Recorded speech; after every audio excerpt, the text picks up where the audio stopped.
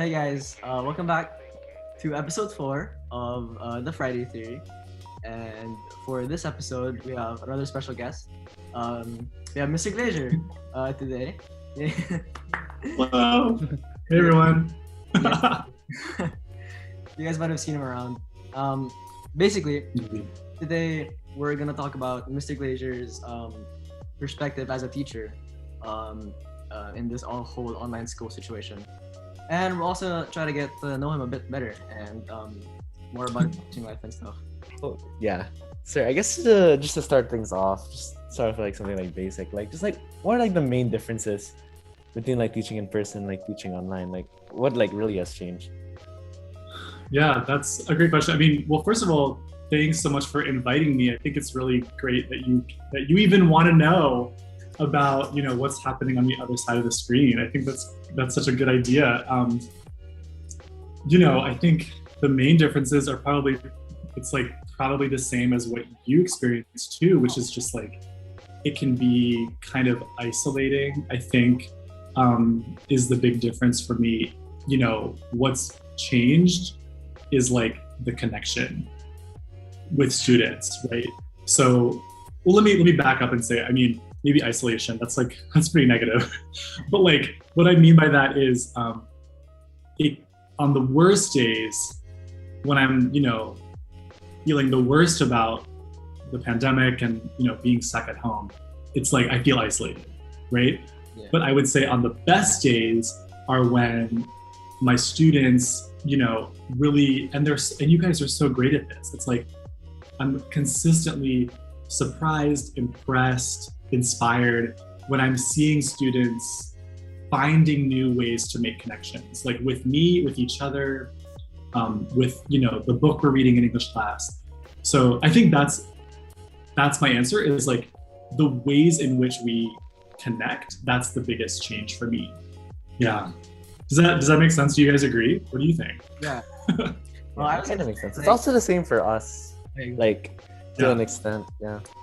Because also like the interactions between students also kind of have to be forced, like what you said. Or sorry, not forced. Forced, yeah. No, I think it is forced, right? Yeah. Yeah, that's right. It has to be more like intentional. Like we're making more like the initiative, because it's also us like, oh, we can choose like, oh, just in the breakout room, just like our mics are off and our cams are off, or we can just like, oh, we just like talk and like interact like how we want to.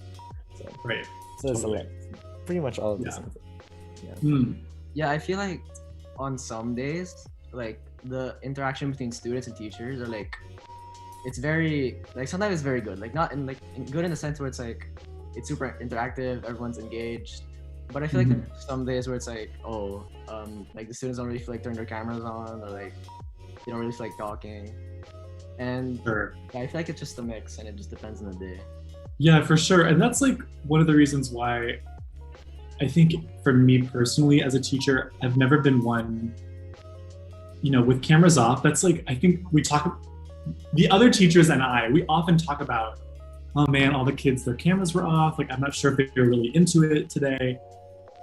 But again, I just think there's a lot happening in people's lives right now. And I think sometimes, and maybe you guys agree, disagree, like keeping your camera off, it's okay. I mean, I believe that the person on the other side of the camera is still present and listening and engaging, and maybe in their breakout room, they're observing, and they don't want to be on camera, and that's cool with me. So, because I think there are other ways to have that participation, right? Maybe it comes through an email, or maybe it comes through like an emoji reaction. You can do the little responses on Zoom, like whatever. So, because I just think it's like one more thing to ask during a pandemic is like, you must be on camera all day. Like who wants that?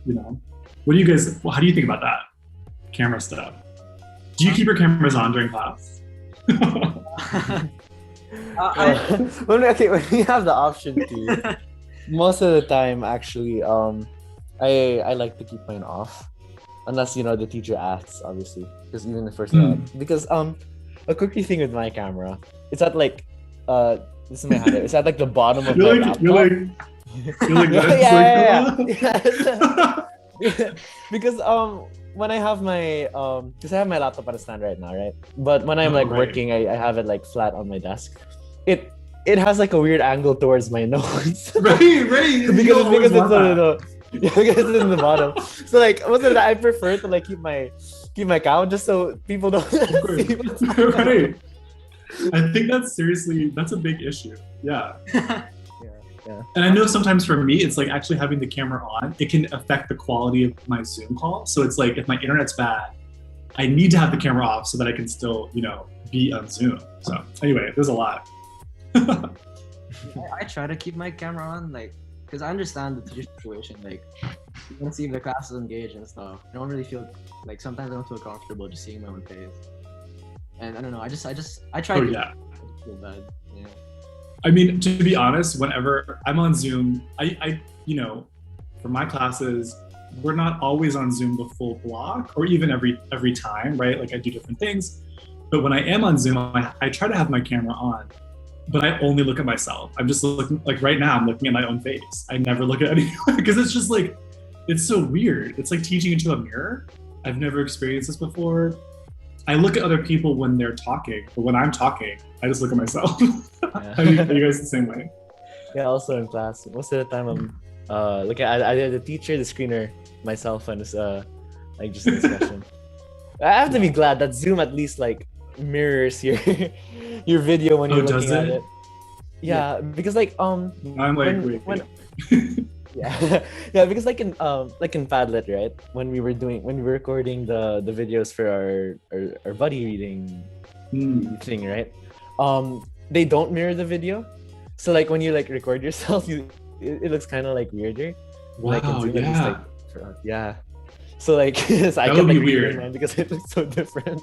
Right, I can imagine that. Yeah, it's different, right? I mean, there's definitely like a performative aspect of being on Zoom, right?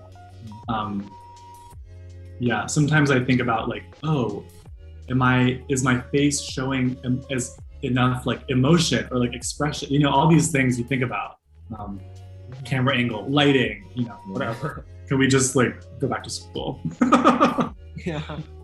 Yeah, and like, I guess with the whole online like situation, the way, like for you, Mr. Glazier, like, do you think like with the online schooling, your interaction with students, like to keep them engaged and stuff, have changed? And if they have changed, then in what ways have they changed? Yeah, that's a great question. I mean, like student engagement, I think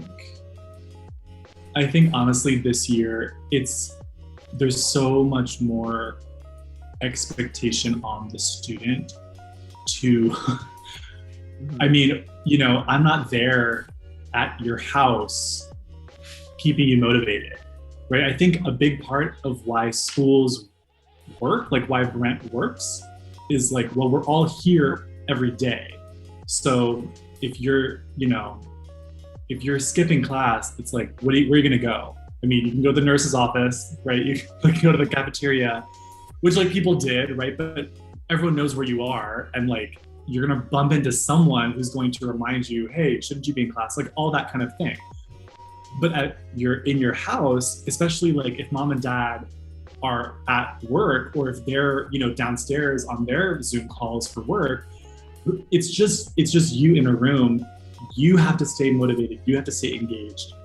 So I think that is way different, and I think that's, from what I'm hearing from students, is like that's a big struggle. Is just like, I don't want to be in school anymore, and I don't have to be. I can just watch Netflix and like tell my teacher my Wi-Fi was bad that day. Like you know what I mean? And I can't do anything about that.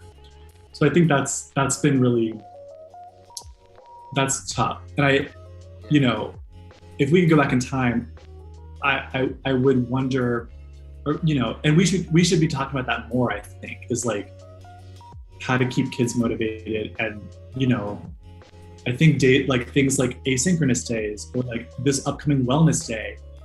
I think that's awesome because it just gives everyone a break. It's just a pause, and we can do other things that school is also about. It's about community and being together and being healthy and having fun. And I love I hope if we can do more of that it will, keep people motivated, and it's not just like another day on Zoom, right? Because that can be the vibe sometimes, even from the teachers too, to be honest. We also talked about that in our episode with the students.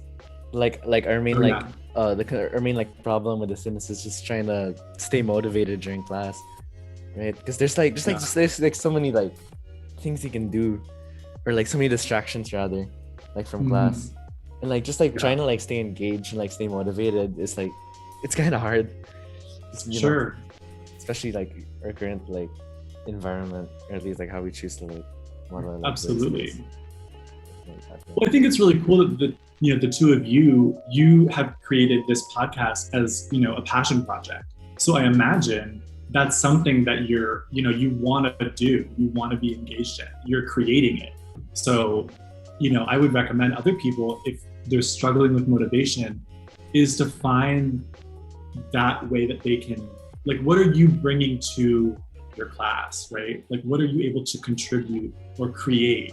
Because it's really unmotivating to just be watching a class happen on your screen. But if you can find something to contribute, then you're in, right? You're hooked in. Yeah. I try to think about that sometimes with, faculty meetings, right? How do I want to participate in the next hour with my colleagues? Am I just going to sit back and listen? Or is there something I can add to the conversation? Even if maybe it's not that clever or interesting, but at least I've done my part, and now I'm kind of invested. That makes a difference for me sometimes if I'm feeling, unmotivated or distracted. I feel like it's also the same, what you said about faculty meetings with students. If whenever in breakout room, and it's it's assigned breakout rooms, I feel let's say I'm in a breakout room and there's 3 people with me. I always have the sense or the need to try and contribute something to my breakout room. And trying to build up the courage for that, it's kind of difficult, especially when everyone's camera's off. Yeah. And you have to sure initiate it, and it's yeah. It can be really terrifying, right? I mean, it's so funny because you guys know that every Tuesday morning we have a faculty meeting, right? So all the teachers, back on campus, we would meet in U101 and, go over news and talk about stuff. And Ms. Bustamante runs those meetings, or Mr. Wikes, or Mr. Atkins sometimes, but usually Ms. Bustamante. So we still have those meetings every Tuesday on Zoom. And it's a little class, right? She has an agenda post, she's sharing her screen, she has a little agenda. And so she will play music sometimes as we're entering, and she's saying good morning. It's just class for us. And then she'll put us in breakout rooms almost every Tuesday to either talk about business stuff, right? So talk about, okay, exam week is coming up, what's our plan, blah, blah, blah. And she has us put our ideas on Jamboards, and she reviews that stuff. So it's just a class. But sometimes she also just gives us time in breakout rooms to socialize and, what did you do over Easter break? And it's so funny because they're always random, right? The breakout rooms that we're put into. And so I get to experience, what students must experience. And it really depends on who you're in the breakout room with. I just know, if I'm with Ms. Murray, I know that she's gonna, or Mr. Fullo, they're really good at getting the conversation started. And she, they always are okay, let's go, let's talk. Other people, I'm not gonna say, but other teachers, it's who's gonna talk first? So it's exactly the same, I think, with your teachers in the breakout rooms. I guess with the again with the whole online school situation and stuff, I guess Mr. Gill, we wanted to ask you, I feel we've heard a lot from the students about their struggles with the whole situation. So we kind of want to ask you, what are some struggles for a teacher when teaching a classroom full of kids who don't really feel motivated to do the work and stuff? I wouldn't say that I have struggles with my students, because I think from what I observe is the quality of work has not diminished from my Brent students since we've been online. And like I said, consistently surprised, consistently impressed by, students overcoming the Zoom, pull towards boredom and whatever. So that I don't really have a problem with the kids. I think it's like, I'm just really, I think the students here, you all have done an amazing job adapting to online in many ways, like better than the teachers have. I think just because your generation is more comfortable digitally, I think that's a big part of it. So I don't have any issues with students. I mean, the issues I have in my classroom, those would be issues I would have in any classroom. So the digital part hasn't made a change. I think what can sometimes be frustrating for me or, cause me stress maybe is just like, I don't know. So what I'm realizing is that I gained a lot from bumping into people in the hallway. Whether it be like Mr. Trujano down the English hallway, or Mr. Carlson, who's not even in my department, but and not even on my floor, but just could say hi to him and I wanted to ask you about such and such, or this idea I had. That I think is such, that's happening, and probably beyond the student awareness, but that was happening all the time at Brent, right? Teachers were always having conversations about teaching, about students, about Brent, and also just about life, right? And that's been hard to not have, and I didn't knew I did that so much until I couldn't do it anymore. So that can be hard sometimes, and like I said, it just makes it, I really have to be intentional about, okay, if I have a question, I'm really gonna send that teacher an email like right away. Because if I don't do it, I'm gonna forget about it and then I'll just go on. But kind of committing to, let me reach out to, Ms. Howard or Mr. Stapley and just see like what's going on in science. And I'm not great at that, but I'm trying to include that. Yeah. Does that make sense? Does that answer your question? Yeah, that makes sense. That's really good. But it's just it's funny because it's also like kind of like the same also. Right, I'm with, sure. Like, yeah, because there are a lot of like my batchmates that like I used to like run into the halls, or at least like saw at like lunchtime, just like talk with them. Just like some of them were like my friends. We like talk, right?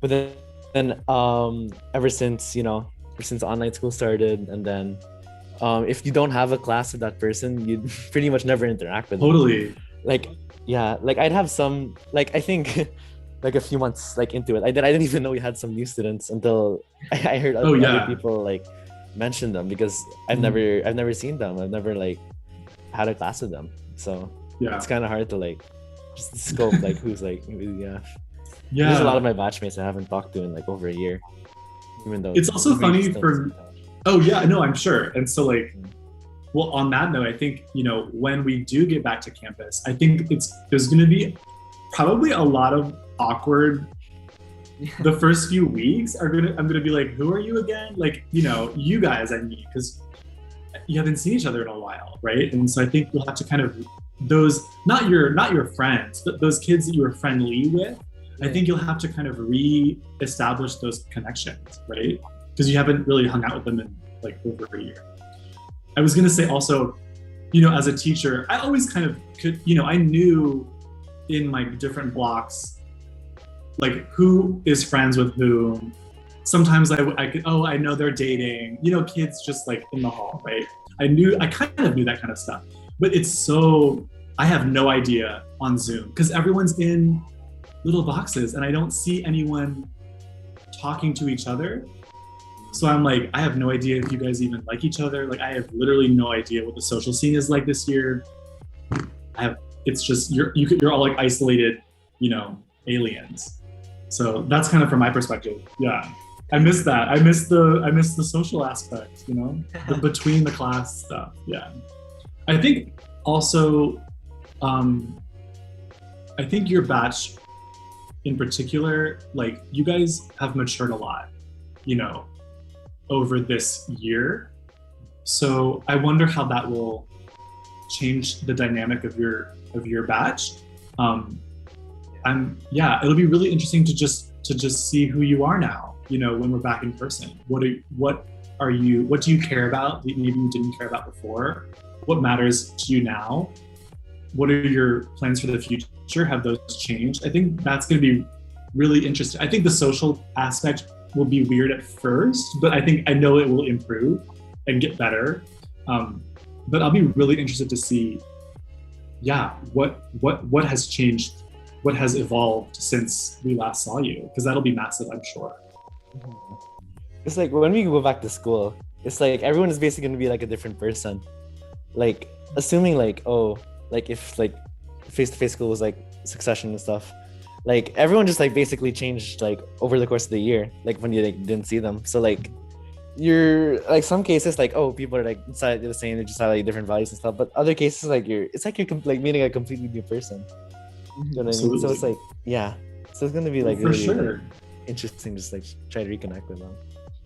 And high school is such a transformative time in your life anyway. Like you're every day you're a new person when you're in high school. Like so often friend groups are changing and people are growing and some person gets weird and some person gets cool and like whatever, and then the next day it's all back the way it was before. So yeah, I think it's gonna be wild. You know, when you guys reunite. Yeah, in a good way, but also maybe in, you know, other ways. We don't know. It's kind of exciting, actually, now that I think about it. Yeah.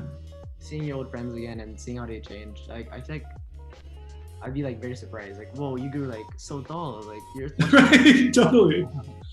That's the thing. We cannot get a grasp of anybody's height, so we don't know if anyone's like lying about how tall they are or not. No. That's so funny. Yeah.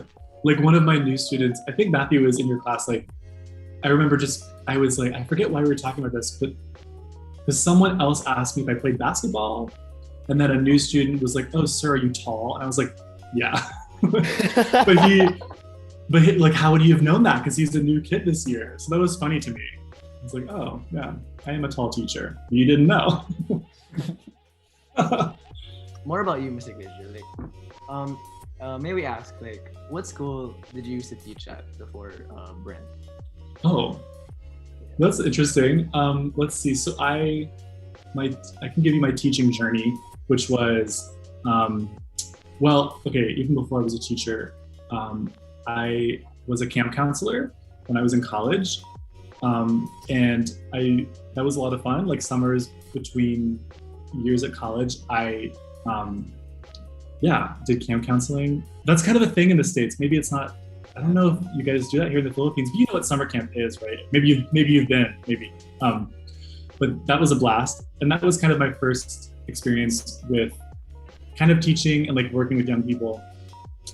And then then after I graduated from college, when I was in my early 20s, I moved to China and I taught English as a second language in Beijing for a year, which was an amazing experience and really challenging in lots of ways. And I was super new to teaching, so that was hard, but also great. And then I moved to Australia and I also taught English as a second language to, not Australians, of course, but to like overseas students. So I got to work with adults, which was really interesting. I did that for a while in Melbourne and Sydney.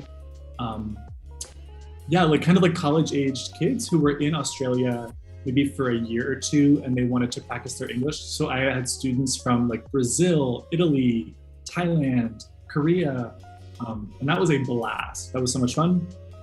Then I returned to the United States. I'm from Virginia, so I worked at a private school in Virginia for a few years, teaching. That was a K through 8 school, and I taught 3rd and 4th grade, which was different. And yeah, I had a great time. And then I took some time off to get my master's in education, and with that, you have to do student teaching. So I was working in like public schools in Virginia, in public high schools, doing student teaching, and then came to Brent. And Brent is my first international school. It's my first high school teaching experience. So I've kind of done lots of different kinds of teaching.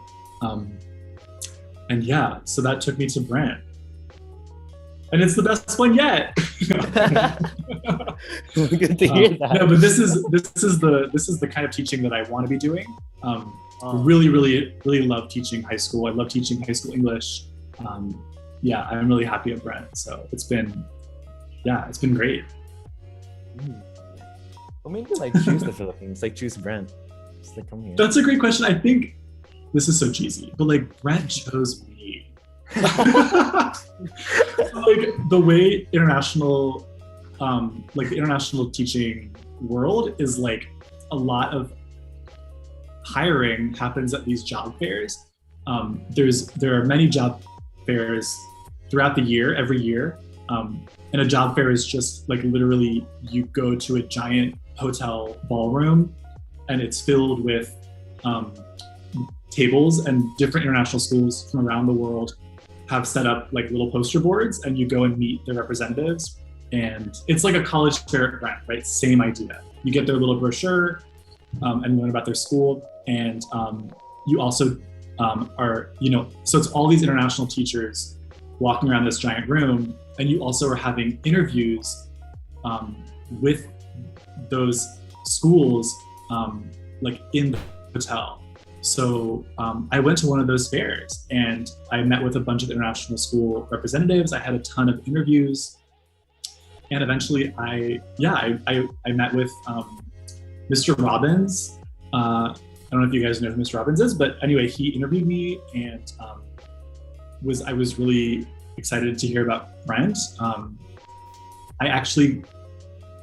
My dad knew someone who used to teach at Brent, which was totally random and lucky.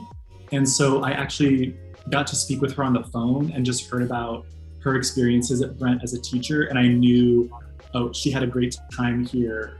I was happy. And so I accepted the job like that day, which is kind of how it works at these fairs. You have your interviews, you get your offers, and then you need to accept like within 24 hours. And so it was crazy because I was like, I could either move to Albania, China, or the Philippines. Like, which one am I going to do?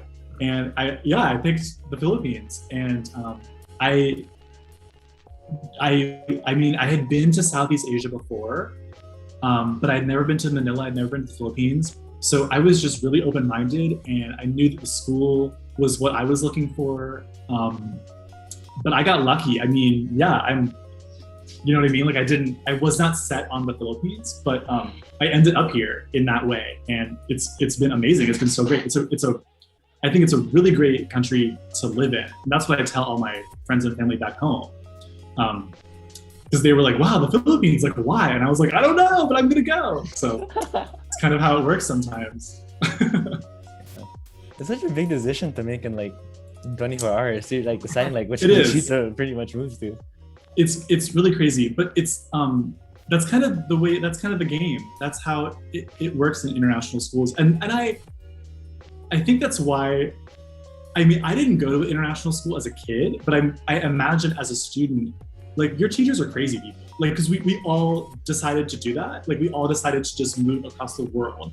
And so that's why even just at Brent, so many of your teachers have really interesting life stories. If you talk to them, Mr. Wykes, was in Taiwan. I think he's like fluent in Mandarin, like, all these amazing histories, because we're all kind of that kind of person who was like, you know what, I'm just going to move across the world and see what happens. And it kind of, creates an interesting faculty. It's also like a thing I've noticed, because I've also studied local school here, obviously, before I moved to Brent, right? And the thing I've noticed, at least I'm not gonna like like call out anybody from any of my old schools, but the thing I've noticed, like the teachers from Brent are like, how do I say this, way more passionate in teaching. than like Well, some that's other. good to Because hear. yeah, because like the teachers here, like they really pretty much had to like travel across the world just to teach. So it's like Yeah. they really love teaching if they're like willing to do that. Yeah, Just like change their entire that's lifestyle true. and revolve it all around that. So that was, like, It's really true. cool. Yeah, it's true.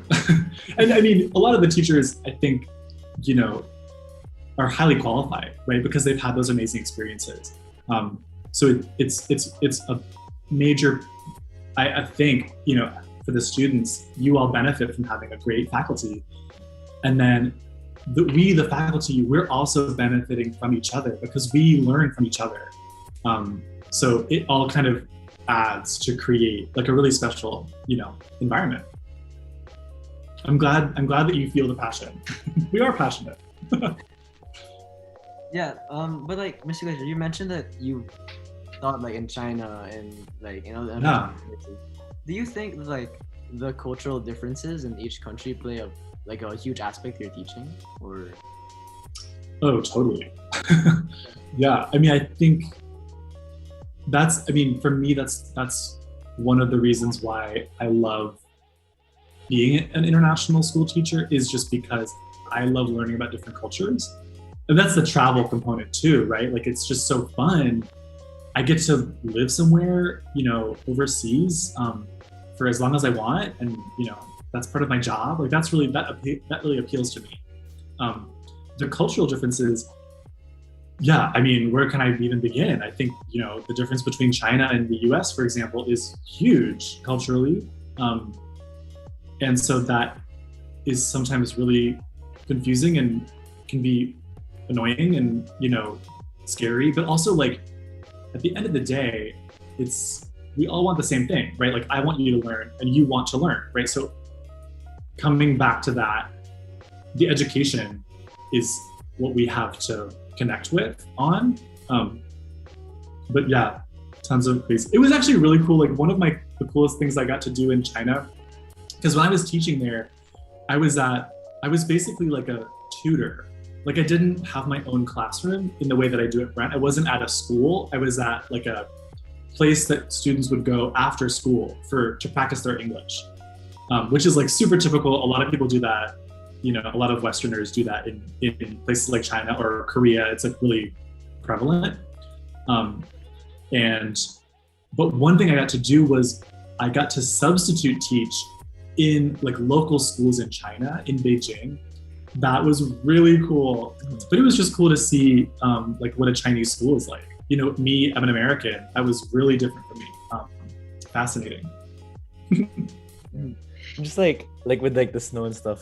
Like also here in the Philippines, we don't get snow, right? But like, since we're in tropical, we get like really hard rain. Like I remember one time, I think grade 9 or 10, I'm not really sure. We were in school, and because the weather here changes like really fast, so it was sunny. Got to our fourth block, and after fourth block, it was like raining really hard, and there was like thunder and everything, and when people were like going out of their classes, they're just like water just into everything. So it's like, wow, it's intense, right? I mean, I had never experienced that either, that tropical weather pattern. Oh yeah. Like, on that day when there's like really heavy rains, like I think the upper school stairs, like the bottom of the stairs, it was like yeah, it was flooded with rain. Oh my God. So it was, and like, that's a hazard. Yeah, I came back from like a class and like in the second floor, and like me and a group of students were just stuck on the second floor and we couldn't get down. Stranded. Oh man. Yeah. Oh yeah. I mean, that's so funny. Well, you know at school, okay, you know, like the garage where the buses pick you up, right? And like when they leave, they go down that slant to exit the parking garage. And that's also where by the chapel, right? And that's also where I would always, like, all the teachers walk down that slope as well. The number of times I've slipped and fallen on my butt, like walking down that slant when it's been raining, is like every time. I always fall because it's like, it's so terrible. I don't know. I need to remember that. It's like hazard. a skill you learn when you come here. You learn how to walk down wet slopes. Yes. think we've all done it. So, this is okay. So just to like sort of like wrap things up here a bit. We asked some of your students to send us like some of their like questions to just sort of like wow. ask you here. Yeah. So I think we have a few here. Some of them are weird, some of them are normal. So. Okay. I'm scared. Should I be scared? I'll trust no, you. not really. Okay. I'm an open book. Okay. I have my grade book open. So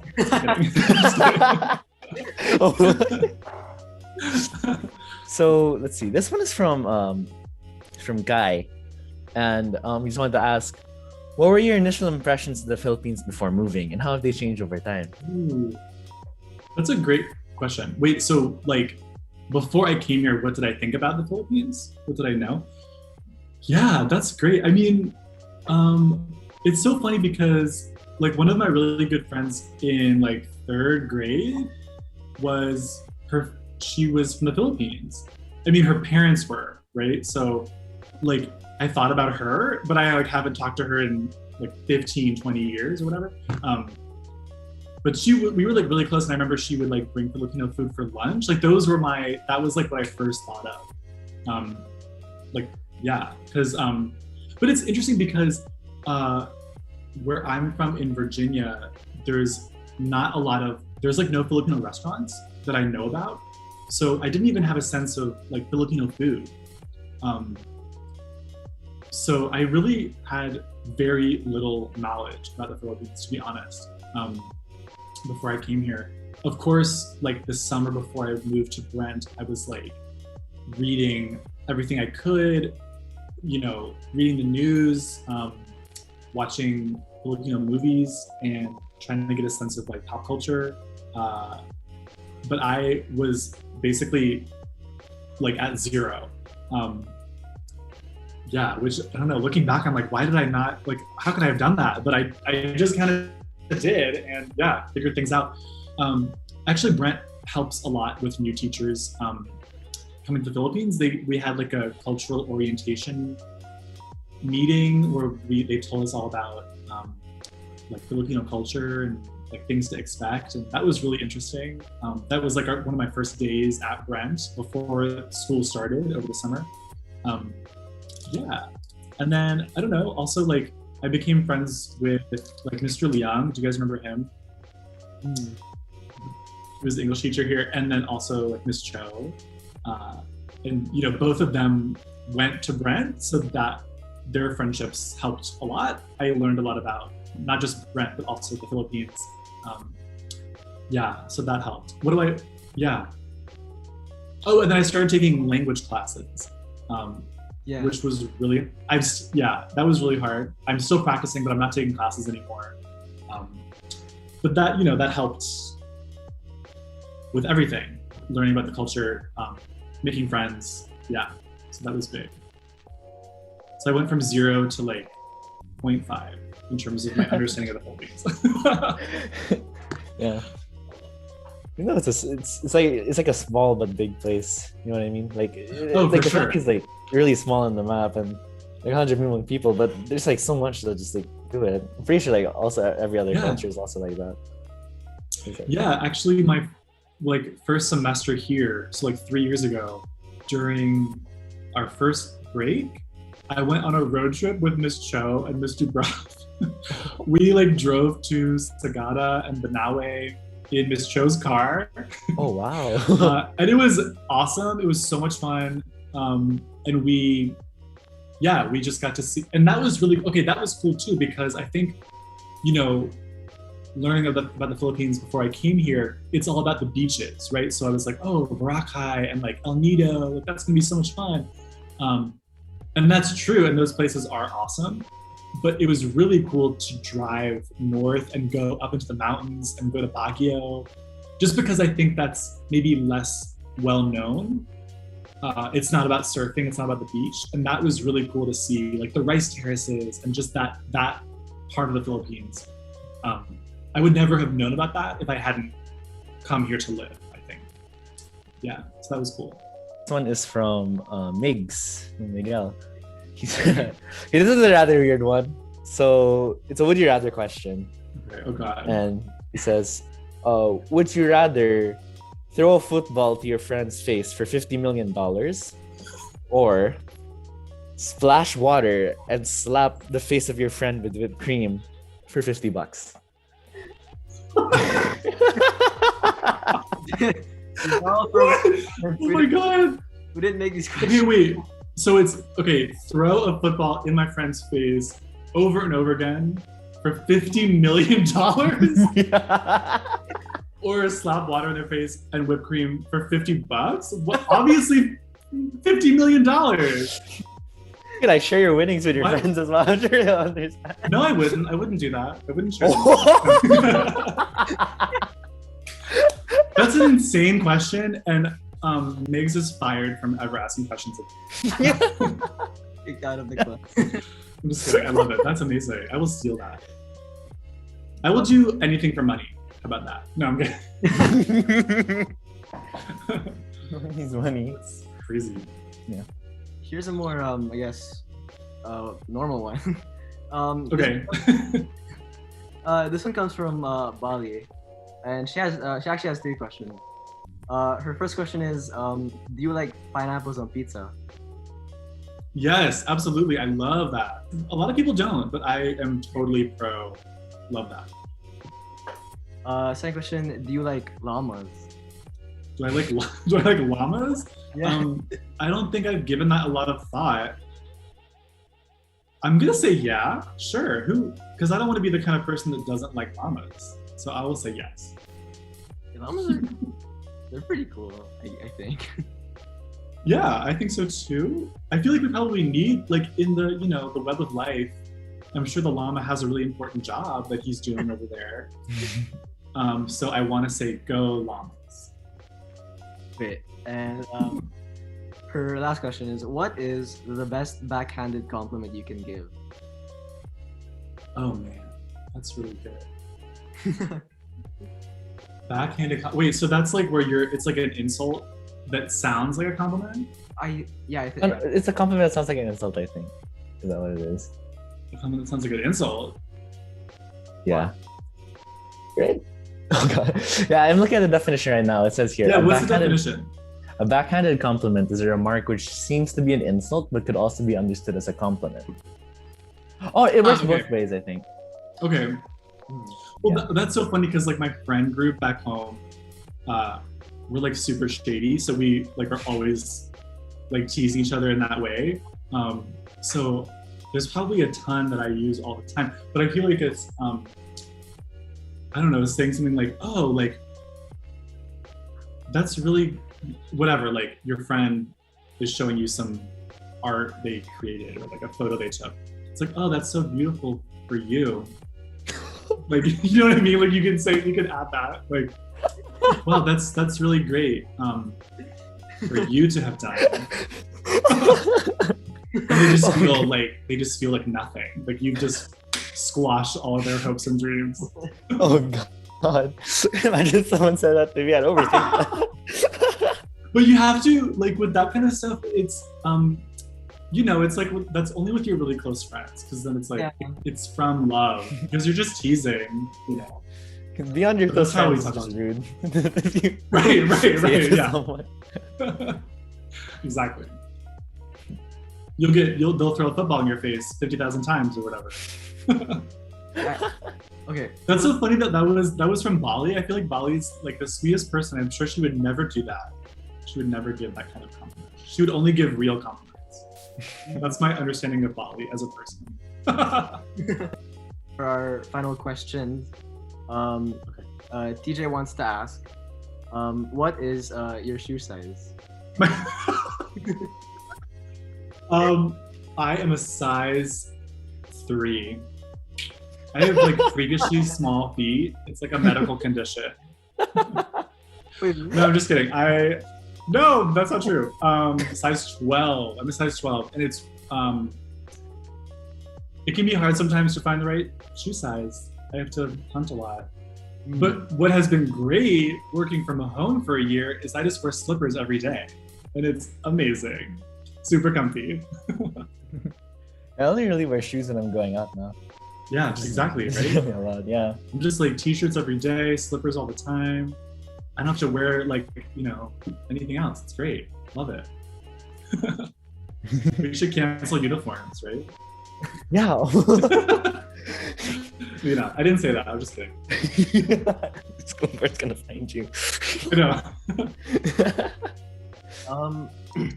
Her second question is it hard for him to find clothes in the Philippines since he's so tall? But actually, like I thought so too, but not really. I mean, I shop at probably where you guys shop. I don't know, like Uniqlo, Yeah. H&M. It's not that hard. I think sometimes pants can be hard to find. But really, like when I go home to the States, that's kind of when I stock up on clothing. And I just bring it back to the Philippines. Yeah. Oh, what is his best? Oh, what is his best fruit in his opinion? Best fruit. Fruit? Yeah, I guess favorite fruit. Great question. My personal favorite fruit, probably the pear. Love pears. Yeah. They're hard to find here, actually, or at least at my grocery store. They don't often have pears. Maybe that's like a North American thing. Do you guys eat a lot of pears? I have never had a pear in my You've life. never had a pear? I have never had a pear. Have you had a pear, Matthew? No, I've never had a pear. I don't think so. Oh my god! Okay, so it must be like a North American thing. Okay, well, I'm gonna bring you guys back some pears. How about that? A pear eating day in class. Yes, we will do that. Yeah, it's a great fruit. You know what it is, right? You've seen it, yeah. Yeah. It tastes like it's like the consistency of an apple, crunchy, but very juicy. Mm. Yeah, it's a great fruit. Tastes like an apple. I had like pear, probably like pear yogurt, or like pear Pear flavored ice yogurt. cream. What is pear? I don't ice know, but like pear flavored something. It's I've a probably very. had It's that. also a very like it's not a very strong flavor. It's a very like delicate flavor. So that's why it's like often not used in like flavoring. But if you can get pear juice you can probably find too. But that stuff is good too. Yeah, pears are good. Now I want a pear. I'll try to look for pear juice once it's like legal for Yeah, me to you go out should. to the grocery. Yes, once it's legal for you to go out, yeah. Don't break the law for pear juice. That would be bad.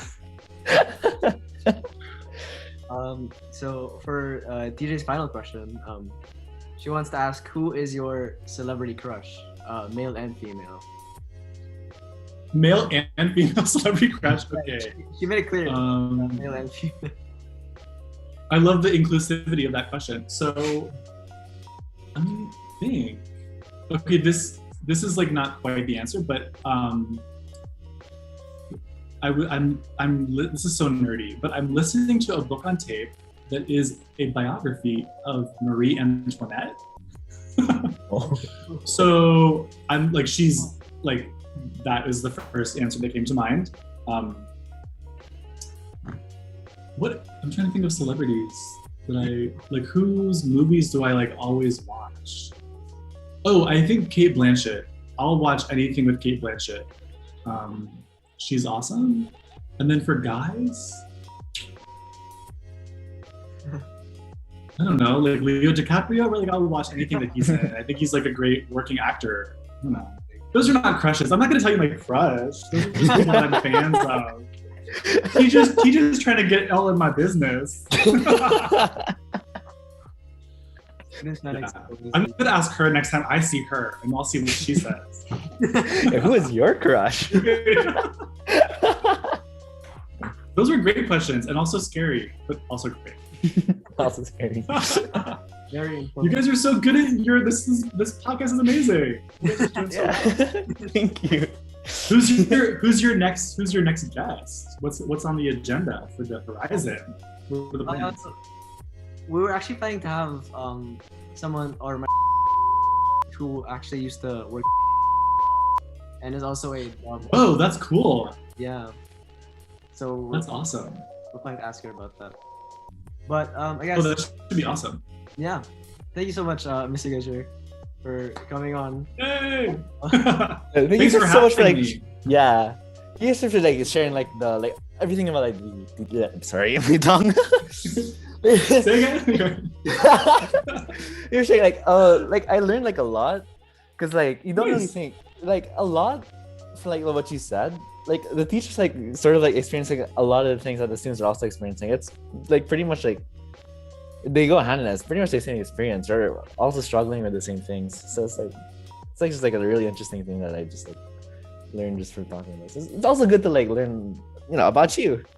Yeah. Well, thanks. And it was you guys asked great questions. So you're a good team. Yeah. Thanks for having me. It's been a blast talking with you guys. Yeah, thank you guys for watching, and yeah, we hope to see you soon. Bye. Bye. Thank you.